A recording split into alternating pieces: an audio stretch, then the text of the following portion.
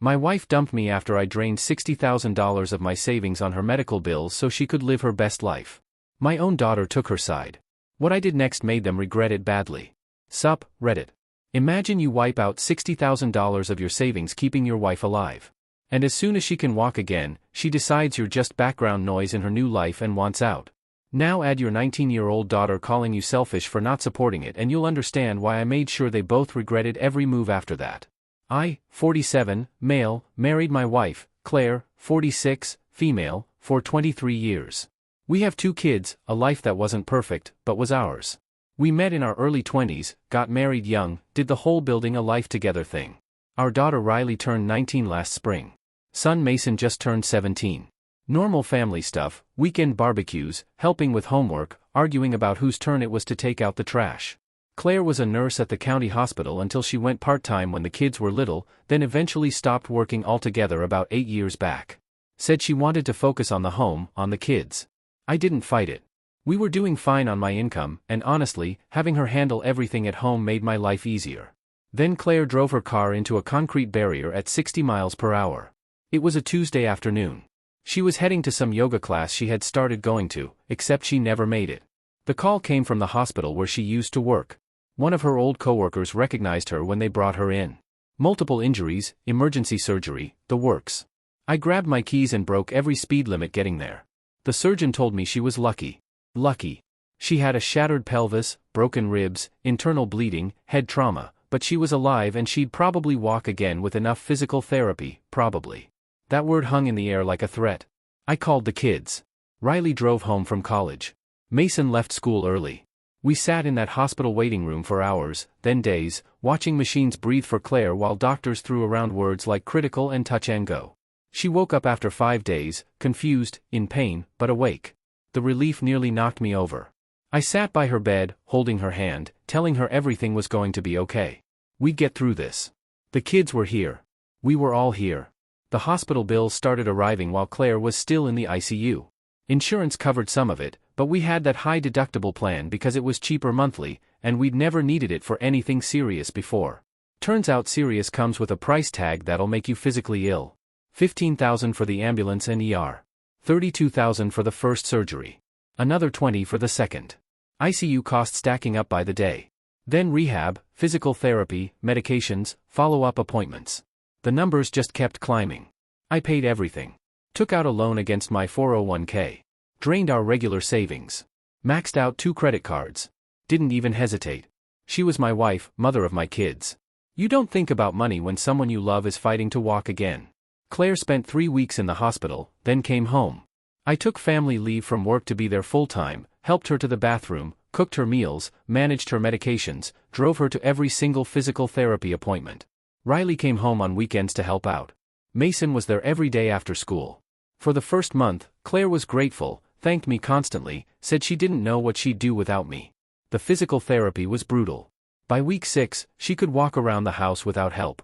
By week 8, she was almost back to normal. That's when things started shifting. She got quieter. Started spending hours on her phone texting people. When I asked who, she said it was her support group for accident survivors. Made sense, trauma bonding or whatever.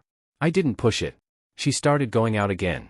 Doctor's appointments at first, which was normal, then coffee with friends, then longer trips. Said she was meeting other people from the support group, that talking to people who understood helped her process everything. I encouraged it. The kids were back to their routines. Riley at college, Mason finishing junior year.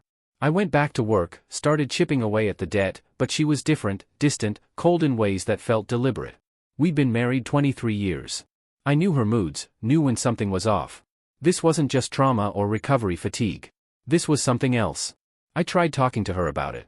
She brushed me off, said I was imagining things, that she was just tired. 3 months after the accident, she could do everything on her own. A miracle. They said given how bad the crash was, she should have been dead or permanently disabled. Instead, she was fine. And the second she was fine, she stopped needing me, stopped thanking me for anything, stopped touching me, stopped looking at me like I was her husband, and started looking at me like I was some annoying roommate she was stuck with. I'd come home from work, and she'd barely acknowledge I was there. I'd try to talk about our day, and she'd give me one-word answers while scrolling through her phone. Something was coming. I could feel it building. That pressure in the air before a storm hits when everything goes still and wrong. For months after the accident, Claire called a family meeting, said she needed to talk to all of us about something important. It was a Saturday afternoon. Riley was home for the weekend. Mason was in his room playing video games. Claire told me to get him, that we all needed to sit down together. I thought maybe she'd gotten bad news from her doctor, some delayed complication from the crash, or maybe financial stuff. She knew how much debt we were in because of her medical bills. We sat in the living room. Me, Claire, Riley, Mason. Claire looked calm. Too calm. That put me on edge immediately. I've been doing a lot of thinking since the accident. She started about my life, about what I want, about what I've been missing out on. I waited. The kids looked confused. The crash made me realize something. I almost died. And when I was lying in that hospital bed recovering, I started thinking about all the experiences I never had. All the things I gave up when I got married so young. Oh no, I want a divorce. The words hit like a slap. Riley gasped. Mason's head snapped up from his phone. I just sat there trying to process what I just heard. What? I managed. Claire looked at me like I was interrupting her. I want a divorce. I can take care of myself now. I'm recovered and I've realized that I don't want to waste any more time in a marriage that doesn't fulfill me. Waste time? My voice came out wrong. Too high. Claire, what are you talking about? I got married when I was 23. I've only ever been with you. I never got to explore. Never got to experience life properly. The accident was a wake-up call. I shouldn't have to settle for this anymore. Settle. That word burned through me like acid. You're saying this in front of the kids? I looked at Riley and Mason. Both of them frozen. You're announcing you want to blow up our family because you feel like you missed out on something. I'm being honest about my needs, Claire said, her voice dismissive. I want to explore, meet new people, see what else is out there. I deserve that much. After I spent everything we had on your recovery, after I took care of you for 4 months, you're telling me you want to leave now that you're better? That's on you. I didn't ask you to do that. The room went silent. Mason was staring at his mother like he'd never seen her before. Riley looked between us, her face confused and hurt. Mom, Riley said quietly. What's going on? Where is this coming from? Claire turned to her, her expression barely softening. Sweetheart, you're young. You'll understand this when you're older. Sometimes people grow and change. The accident changed me. I realized I don't have to stay in something that doesn't make me happy anymore. So, you're just leaving, Dad? Riley said, your father is fine, but I need more than fine. I need excitement. I need to feel alive again. I almost died and I'm not going to waste whatever time I have left on boring. I couldn't believe what I was hearing. The entitlement. The complete dismissal of our entire life together. Of what I'd sacrificed. Of our family. I waited for Riley to say something, to defend me, to call out how insane this was. Instead, she turned to me. Dad, you're being really selfish right now. I stared at my daughter. What? Mom almost died. She's been through something traumatic and instead of supporting her, you're making this about you like always. Making this about me, Riley? She just announced she's divorcing me in front of you and your brother because she wants to go explore other men. Oh my God, stop being so dramatic. That's exactly what she said. She said she's only been with me and wants to experience other people. What do you think that means? Riley's face flushed. You're being cruel. Mom deserves to be happy. She deserves to live her life how she wants. You should be mature enough to accept that instead of throwing a tantrum. I looked at my daughter, my 19-year-old daughter, who I'd raised, who I'd paid for, who I'd supported through everything, and she was looking at me like I was the villain, like I was the one being unreasonable for not enthusiastically supporting my wife's plan to leave me. Are you serious right now? You're taking her side. There shouldn't be sides, Dad. This is about Mom's healing journey. You're being selfish and controlling. God, it's exhausting. Controlling. Selfish. Exhausting. The words my daughter was using to describe me while my wife sat there announcing our divorce. Mason stood up. You're both out of your minds. Everyone looked at him. Mom, you're seriously doing this? Mason's voice was hard. Dad took care of you every single day. He went into debt for you and now you're just leaving because you want to hook up with other guys. Mason, that's not, Claire started. Yes, it is. That's exactly what you're saying. And you? He turned to Riley. You're really going to sit here and call Dad selfish when he's the one who's been there for everyone when Mom is the one blowing up our family because she wants to mess around. Don't talk to me like that. Riley snapped. You're too young to understand this. You're a child. I understand that Mom's being a terrible person and you're supporting her because you're just like her.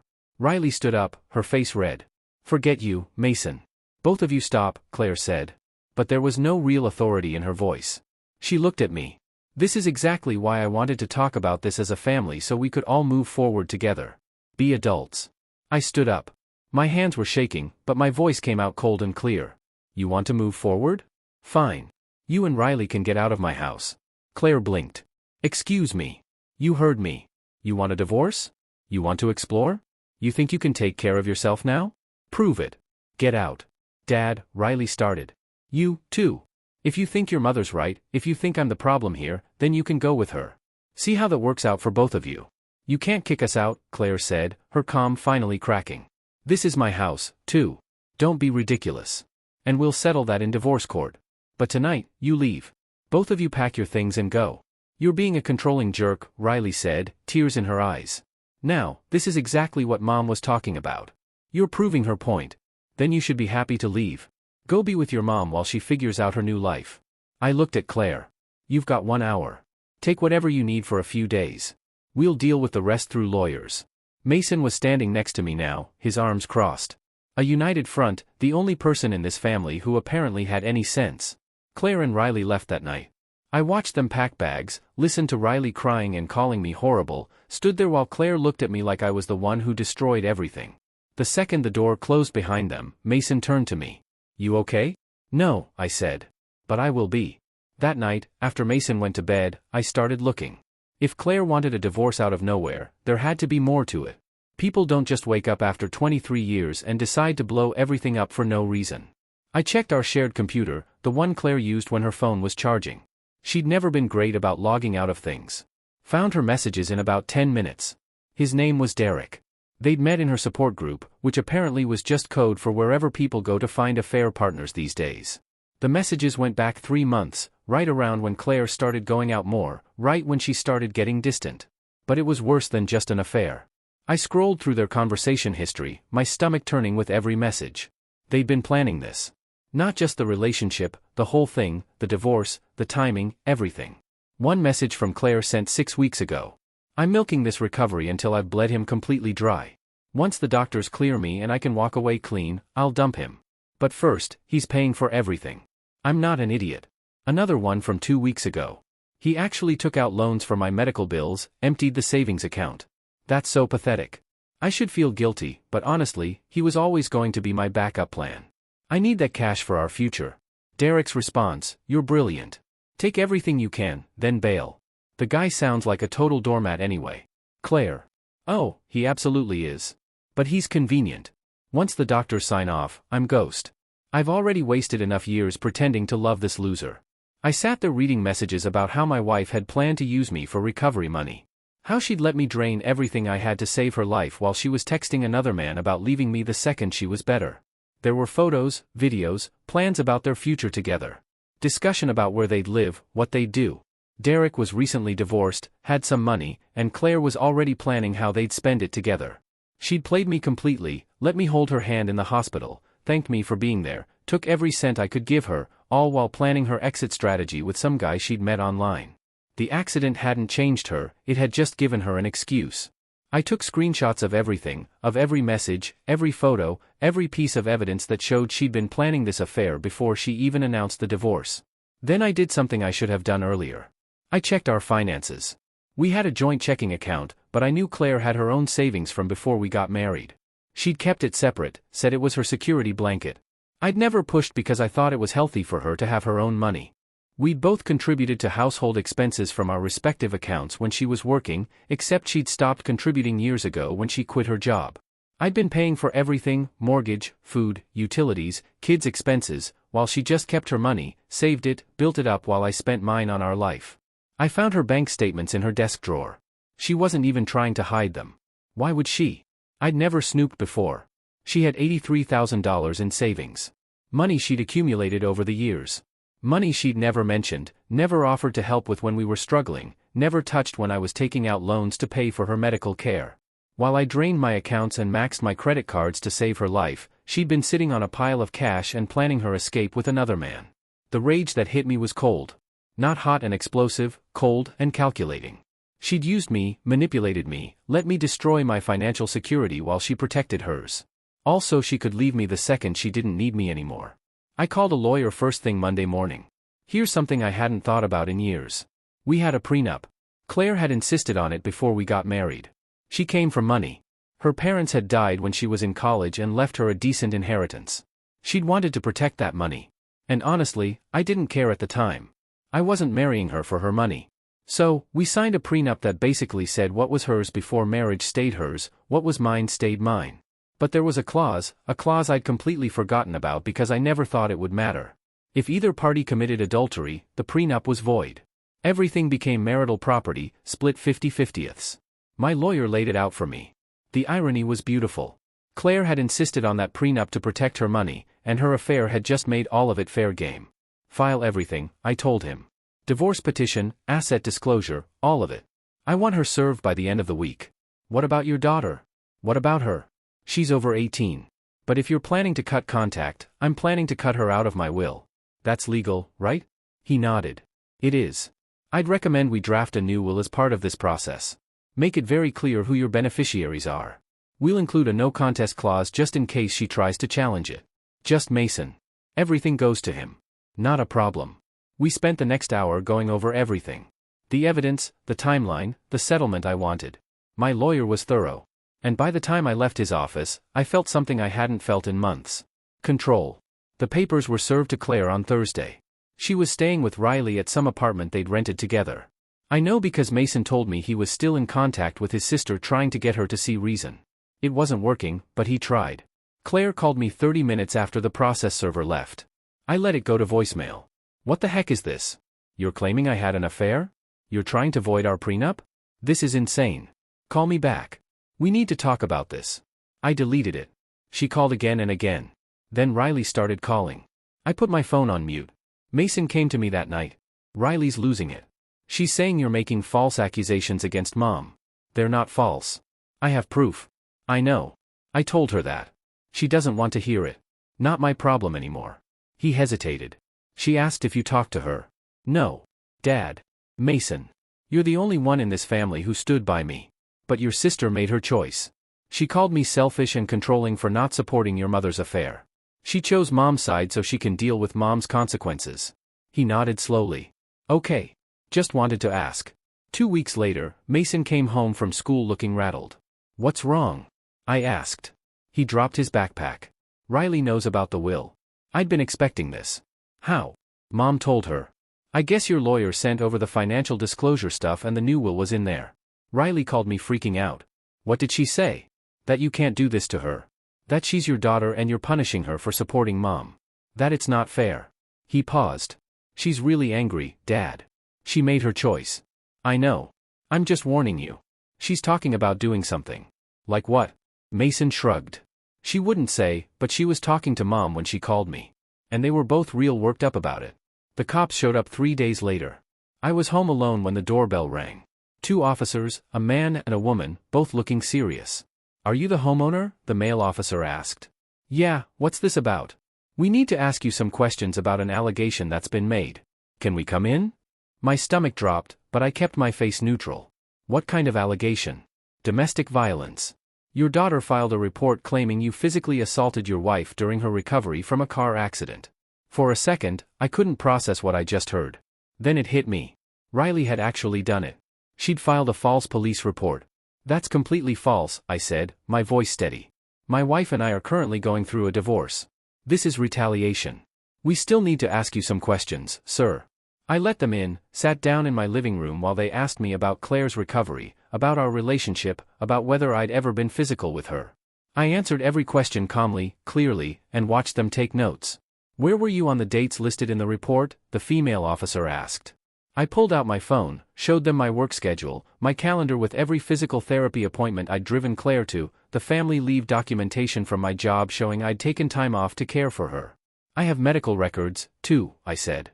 From every doctor's visit, every therapy session.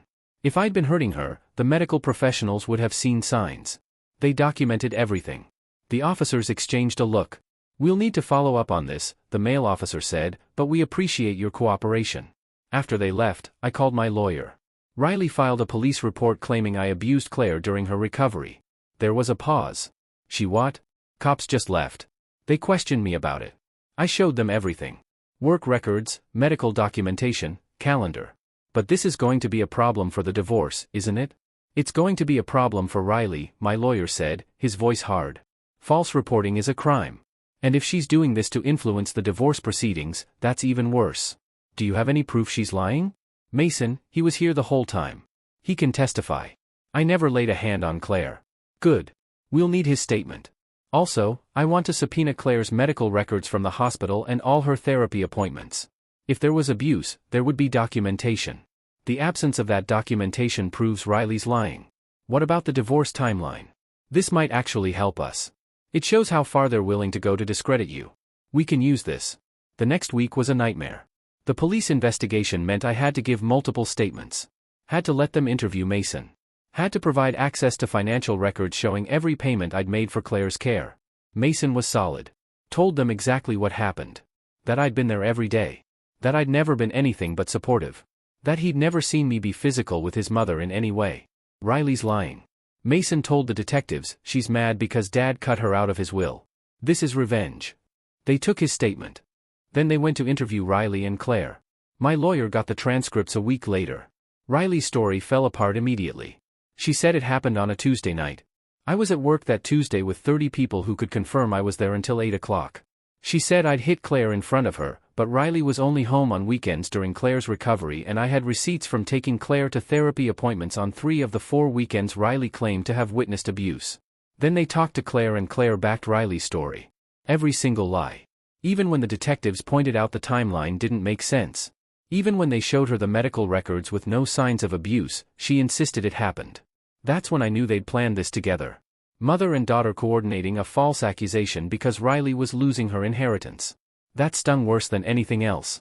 My own daughter was willing to destroy my reputation, potentially send me to jail, all because she wanted money. My lawyer called me 2 days later. His voice had that edge that meant good news. Mason showed me something interesting. Riley's old laptop, the one she left at your house when she moved out. He'd been using it for schoolwork. Turns out she never logged out of her messages and she coordinated the whole thing with Claire over text. He printed them for me. Messages from right after she found out about the will change. We need to do something about Dad. I have an idea. Then they met in person. 3 days later, Riley files the report.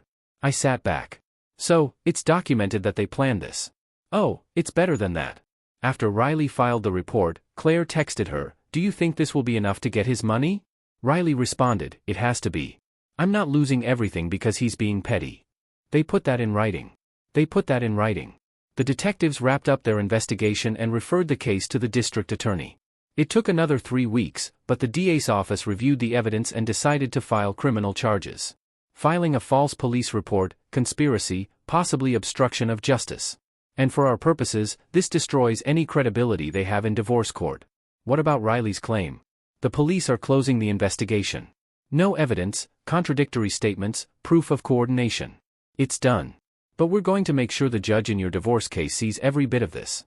The divorce hearing was scheduled for 3 weeks later.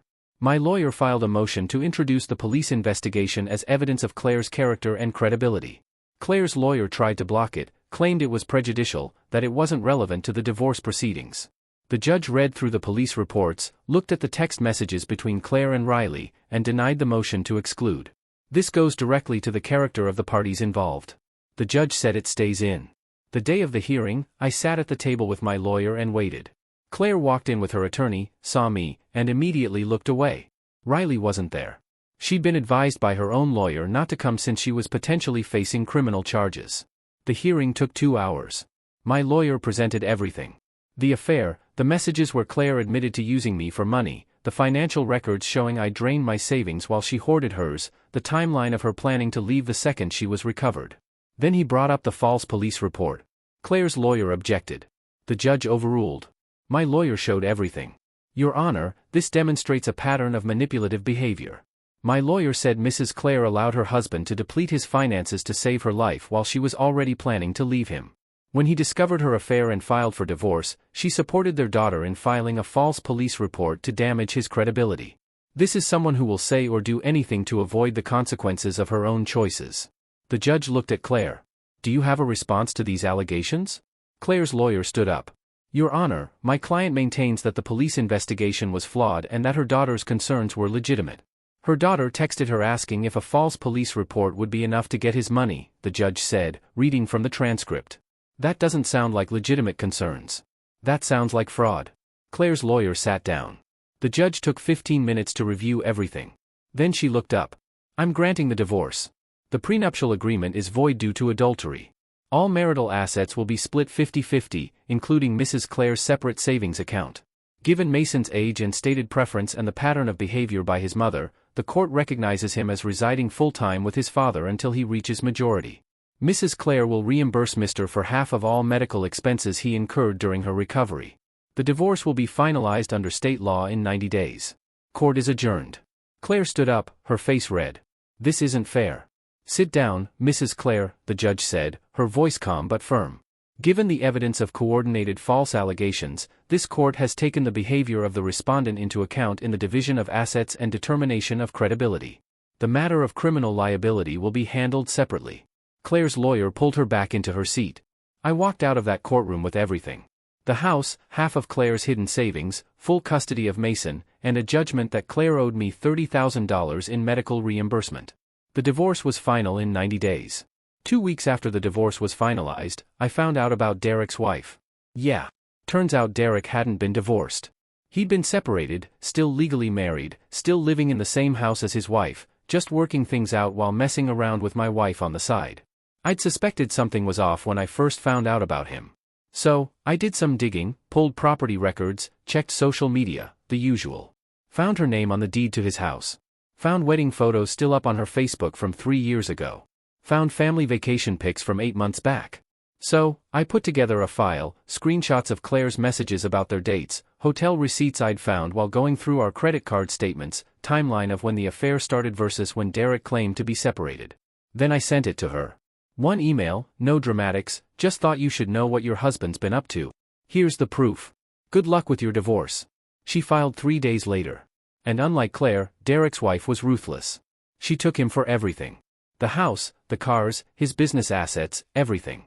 Derek went from comfortable to broke in about 6 weeks, which meant Claire's grand plan of running off with her wealthy new boyfriend turned into Claire running off with a guy who was now sleeping on a friend's couch and working to rebuild his life from scratch. Mason told me the rest. He'd heard from Riley, who'd heard from Claire. Apparently, Derek and Claire were taking a break to figure things out. Now that neither of them had any money, I'd be lying if I said I didn't enjoy that news. But it got better. Claire had been staying with Riley in that apartment, but Riley was a college student working part-time. She couldn't afford to support both of them. And Claire had burned through most of her settlement money on stupid stuff. New clothes, new car, trying to impress Derek, I guess. Then the DA filed charges against both of them for the false police report. Riley got hit with filing a false report and obstruction. Claire got conspiracy charges on top of that. They both took plea deals, community service, fines, probation, but it went on their records. Riley's college found out. Her school opened a disciplinary review after the charges. When the texts and plea deal surfaced, she lost her scholarship and was suspended for violating the student code of conduct. Without the scholarship and without my money, she couldn't afford to go back. 3 months after the divorce was final, Claire showed up at my house. I was home alone. Mason was at a friend's when the doorbell rang. I looked through the peephole and saw her standing there. She looked rough, tired, older, like the last few months had aged her 5 years. I opened the door but didn't invite her in. "Hi," she said quietly. "What do you want, Claire? Can we talk? Please, we don't have anything to talk about. Please, just 5 minutes." I sighed and stepped out onto the porch, closing the door behind me. I wasn't letting her back in this house. "I made a mistake," she said, tears already forming. "Everything that happened. I wasn't thinking clearly. The accident messed with my head. I don't know what I was thinking. You were thinking you could use me to pay for your recovery and then leave me for another man. That's what you were thinking. I know how it looks. It doesn't just look that way, Claire. That's what you did. I have the messages. You planned the whole thing." She was crying now. "I'm sorry. I know I hurt you. I know I messed up, but things are really hard right now. And I was hoping maybe we could what? Get back together?" She nodded, looking at me with those same eyes that used to make me feel something. Now they just made me tired. "No," I said simply. "Please, I'm struggling. Derek's gone. Riley can barely support herself. I don't have anywhere to go. You have $41,000. You have a car. You have a nursing degree. Figure it out. I spent most of that money already. Not my problem. How can you be so cold after everything we had together? I laughed. Actually laughed. You're asking me how I can be cold. You let me drain my savings to save your life.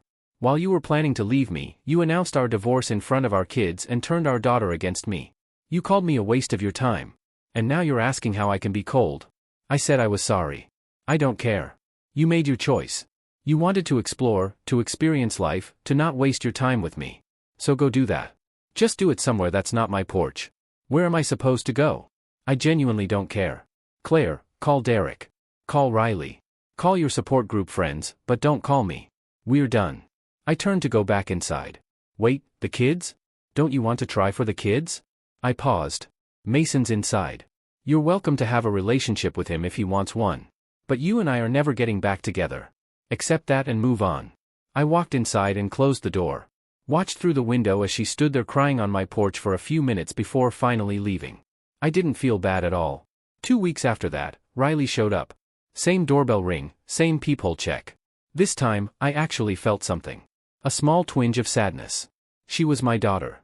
I'd raised her, loved her, been there for every moment of her life. But I opened the door and kept my face neutral. Hi, Dad. Riley, can I come in? No. Her face crumpled. Please, I need to talk to you. So, talk. I'm sorry for everything. For what I said, for taking Mom's side, for the police report, for all of it. I was wrong. Okay. She waited like I was supposed to say more. When I didn't, she kept going. I heard about the will. Mason told me you cut me out. That's correct. Dad, please. I know I messed up, but I'm your daughter. You're an adult who made adult choices. You called me selfish and controlling for not supporting your mother's affair.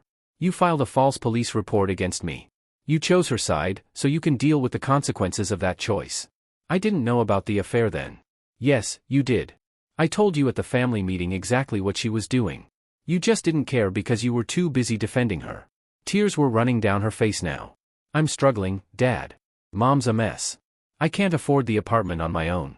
I lost my scholarship. School is expensive. You're 19 years old. Get a job. Get student loans. Figure it out like millions of other college students. You'd really just abandon your own daughter. I'm not abandoning you. I'm treating you like the adult you claimed to be when you told me I needed to be more mature about my wife leaving me. You wanted to be grown. Congratulations. This is what grown looks like. What about college? You were paying for my tuition. I was. I'm not anymore. That money is going to Mason now. This is because I supported Mom. This is because you supported your mother's affair, called me selfish for being upset about it, and then filed a false police report to try to manipulate the divorce proceedings. Actions have consequences, Riley. You're learning that now. I hate you, she said, her voice breaking. That's your choice. Now get off my porch. I closed the door, stood there listening to her cry outside for a few minutes before she finally left. Mason came downstairs. He'd been in his room the whole time. You okay? Yeah, I said and meant it. I'm okay. They made their choices. I made mine and I'm sleeping just fine at night.